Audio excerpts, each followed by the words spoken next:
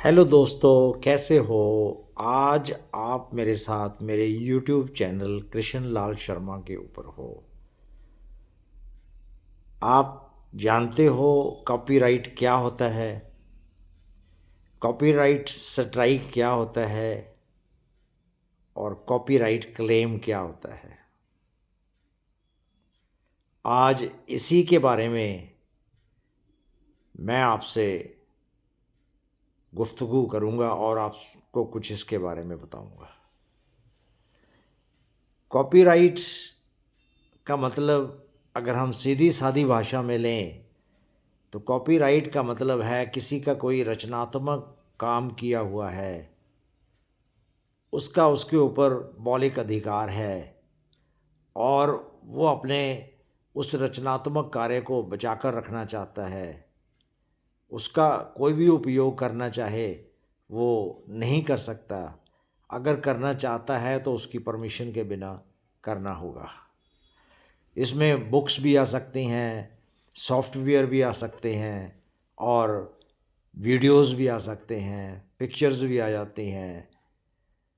तो ऐसा इसीलिए बनाया गया है कि जो रचनाकार है या जिसने जो चीज़ क्रिएट की है उसकी क्रिएशन का उसको मूल्य मिलता रहे सही, और कोई दूसरा उसकी कॉपी ना कर सके। तो बहुत सारे हम यूट्यूब क्रिएटर्स जो हैं वो अपना कंटेंट बनाने के लिए किसी न किसी का कुछ न कुछ जो कंटेंट है यूज़ करते हैं, या किसी की जो फोटोग्राफ है वो लेते हैं, या कोई वीडियो का कुछ पार्ट सेकंड्स तक का पार्ट ले लेते हैं। तो ऐसे में अगर जो कॉपीराइट क्लेम करता है या जिसने वो कंटेंट बनाया है, अगर उसकी परमिशन के बिना आप उसका यूज़ करते हो तो वो कॉपीराइट का उल्लंघन कहलाता है। अलग अलग देशों में अलग अलग कॉपीराइट के रूल हैं और ये सभी रूल्स के हिसाब से वो कॉपीराइट एक्ट लगता है। अब आगे है कॉपीराइट स्ट्राइक क्या है। बहुत सारे कंटेंट क्रिएटर हैं जो कॉपीराइट म्यूज़िक के बिना काम करते हैं। कॉपीराइट जो इमेजेस हैं या दूसरे वो नहीं लेते हैं। तो काफ़ी हद तक जो हमारा जो वीडियो है या हमारा कंटेंट है सेफ रहता है। जैसे बहुत सारे यूट्यूबर हैं, फेसबुक के ऊपर है या और भी जो सोशल प्लेटफॉर्म के ऊपर जो बहुत सारे लोग काम कर रहे हैं। तो इससे वो जो कंटेंट लेते हैं, अगर वो किसी का कंटेंट ले लेते हैं या वो जिसने कंटेंट बनाया है अगर वो उस कंटेंट को चैलेंज करता है, जैसे किसी ने यूट्यूब के ऊपर कोई वीडियो डाला है और वो कॉपीराइट का उल्लंघन करता है, तो जिसका वो वीडियो है वो कॉपीराइट एक्ट के अंडर जो है ना उस वीडियो क्रिएटर के ऊपर कार्रवाई कर सकता है। उसमें उसमें उसको बताना पड़ेगा कि उसने ये जो उसका कंटेंट यूज़ किया है क्यों किया है।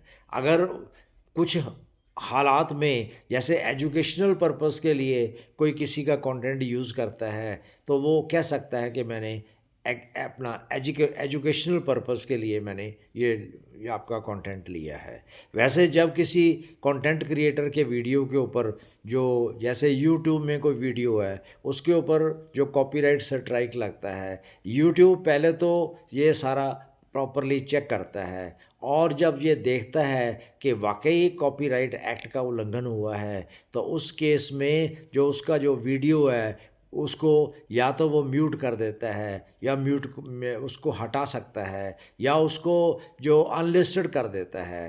तो जो जैसे जिसने वीडियो बनाया है उसके पास भी थोड़ा जो कुछ कहने के लिए होता है। जैसे जिसने जिसने कॉपीराइट जो स्ट्राइक भेजा है वो अपनी ईमेल भेजता है, साथ में ईमेल का एड्रेस दिया होता है। तो जो कंटेंट क्रिएटर है जिसके वीडियो के ऊपर जो कॉपीराइट स्ट्राइक लगा है वो चाहे तो उसको मेल डालकर उसे कह सकता है कि ये अनजाने में हुआ है और मैं आगे से ऐसा नहीं करूँगा, या मैंने एजुकेशनल पर्पस के लिए वीडियो बनाया था। और अगर वो मान जाता है तो वो कॉपीराइट स्ट्राइक ख़त्म कर सकता है। वो अब उसकी इच्छा के ऊपर है, क्योंकि हम उसका कंटेंट यूज़ किया हम, और उसके बाद उसने कॉपीराइट स्ट्राइक दिया। वैसे यूट्यूब जो पॉलिसी है उसमें है कि अगर आपके वीडियो के ऊपर, आपके कंटेंट के ऊपर लगातार स्ट्राइक आ रहे हैं, जैसे फर्स्ट किसी के कंटेंट के ऊपर स्ट्राइक आता है तो वो यूट्यूब उसको वार्निंग देता है। दूसरा, जो अगर दोबारा फिर कंटेंट के ऊपर आ जाता है तो उसको फिर वार्निंग दी जाती है। और ज़्यादा से ज़्यादा यूट्यूब 3 कंटेंट्स जो है 3 स्ट्राइक्स तक देखता है। एट ए टाइम वो 3 स्ट्राइक्स अगर आ जाते हैं तो यूट्यूब के ऊपर डिपेंड करता है कि यूट्यूब उस वीडियो को डिलीट कर दे, या आपके वो चैनल को ही डिलीट कर सकता है, चैनल को ही आपको बंद कर सकता है। ऐसे में कॉपीराइट स्ट्राइक ज़्यादा खतरनाक है। और उसके बाद आता है कॉपीराइट क्लेम। कॉपीराइट क्लेम में जैसे किसी का कोई म्यूज़िक यूज़ करता है और जो यूट्यूब की वीडियो की लाइब्रेरी में वो म्यूज़िक तो था पर वो कॉपीराइट फ्री नहीं था, उसके जो राइट्स थे यूट्यूब के पास उस कंट्री में नहीं थे। तो इस केस में जो कॉपीराइट जो क्लेम आएगा आपके ऊपर, जो जब कॉपीराइट क्लेम आता है तो उस केस में भी आपको पूछा जाता है कि ये सही है, क्या आपका ये अपना म्यूज़िक है? अगर आपका अपना म्यूज़िक नहीं है तो इस आपने क्यों यूज़ किया है? और उस म्यूज़िक के ऊपर क्लेम के अनुसार जो भी जो रॉयल्टी मिलेगी उस वीडियो में आपको, या उस शॉट में जो मिलेगी उसका कुछ हिस्सा जो कॉपीराइट क्लेम करने वाला ले जाता है। तो इस तरह से कॉपीराइट क्लेम, कॉपीराइट स्ट्राइक, और जैसे फेसबुक में भी आता है। फेसबुक में जैसे किसी के कॉपीराइट चेक जब हम अपलोड करते हैं अपना शॉट तो वो कॉपीराइट चेक करता है। वैसे तो वो पहले होने ही नहीं देता इसको, अगर हो भी गया तो वो कह देता है कि कंटेंट मोनेटाइजेशन पॉलिसी के अंडर आप इस रील के ऊपर कम्युनिटी जो आपने जो कंटेंट वायलेशन की है आपको इसमें कोई इनकम नहीं होगी। अगर आप इससे आगे बढ़ना चाहते हो तो बढ़ सकते हो। और जब भी कोई उस वीडियो के ऊपर या उस क्रिएटर के जो कंटेंट है अगर कोई उसको इनकम होती है तो वो इनकम वो जो कंटेंट क्रिएटर के साथ साथ उसको भी शेयर करनी पड़ेगी जिसने कॉपीराइट क्लेम किया है। इसलिए ये तीनों ही वैसे कॉपीराइट का उल्लंघन नहीं करना चाहिए। कॉपीराइट को एक्ट को ध्यान में रखते हुए हम अपना काम करना चाहिए। और अगर इससे बचा कैसे जा सकता है, इससे बचने का यही उपाय है कि आप अपना ओरिजिनल कंटेंट दीजिए, आप अपने ओरिजिनल वॉइस में दीजिए। और यहाँ जिस कंट्री में कॉपीराइट जो म्यूज़िक अवेलेबल नहीं है उस कंट्री में वो कॉपीराइट म्यूज़िक यूज़ नहीं करना चाहिए। वैसे रिसेंटली एक लड़का वायरल हुआ जो जैसे था मेरे दिल पे चुराई छुरियाँ तूने, ये सोनू निगम का गाना था। अब वो गाना तो उसने अपने अपने माइंड से गा लिया और रातों रात वो वायरल भी हो गया। पर जब उसके गाने को आगे लोगों ने देखा, या सोनू निगम या जो जिस लोगों ने ये गाना क्रिएट किया था वो लिरिक्स जो थे, लिरिक्स के ऊपर भी बैन लग गया। लिरिक्स के आप किसी के लिरिक्स भी यूज़ नहीं कर सकते। अब जब आप कोई रील बनाते हैं उस गाने के ऊपर वो सोनू निगम की आवाज़ आती है, उसमें वो जो लड़का है जिसने जो वायरल हुआ उसकी आवाज़ नहीं आती। इसका मतलब है कि वो जो लिरिक्स थे वो भी कॉपीराइट हो गए हैं। और उससे ऐसा है कि आप अब उसकी जो भी कोई रील बनाते हो तो उसमें सोनू निगम की ही आवाज़ आएगी। ऐसे जो है आपको कॉपीराइट के बारे में बताया, कॉपीराइट स्ट्राइक के बारे में बताया, कॉपीराइट क्लेम के बारे में बताया।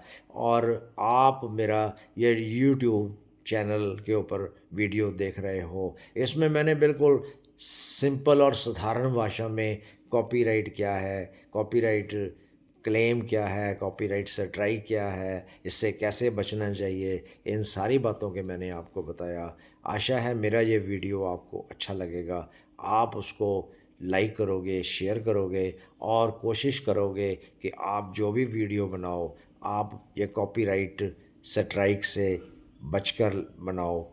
वैसे जब यूट्यूब के ऊपर को कॉपीराइट स्ट्राइक आता है तो यूट्यूब आपको वार्निंग देता है और वो स्ट्राइक वो 90 डेज़ तक रहता है। 90 डेज़ के बाद वो स्ट्राइक ऑटोमेटिकली चला जाता है, उसमें आगे कोई कुछ नहीं करना होता। पर कोशिश करनी चाहिए कि लगातार आपके 3 स्ट्राइक नहीं आने चाहिए। अगर लगातार 3 स्ट्राइक आपके आते हैं तो आपका जो वीडियो है या कंटेंट है या आपका चैनल है उसको बैन कर सकता है, उसको डिलीट कर सकता है। तो आपको ये मेरा जो सब्जेक्ट था मैंने जो आज बताया, कॉपीराइट स्ट्राइक, कॉपीराइट क्लेम, तो आपको कैसा लगा मुझे कमेंट करके बताइए। और मेरे यूट्यूब चैनल पे और वीडियोस भी देखने के लिए मेरे को सब्सक्राइब करो। मेरे चैनल को अगर लाइक करोगे, शेयर करोगे तो मुझे अच्छा लगेगा। एक नए वीडियो के साथ फिर आएंगे। आशा है ये मेरा वीडियो आपको पसंद आया होगा। मेरे यूट्यूब का हैंडल है @7777KL। मुझे सब्सक्राइब करें। ओके, शुक्रिया, थैंक यू, धन्यवाद।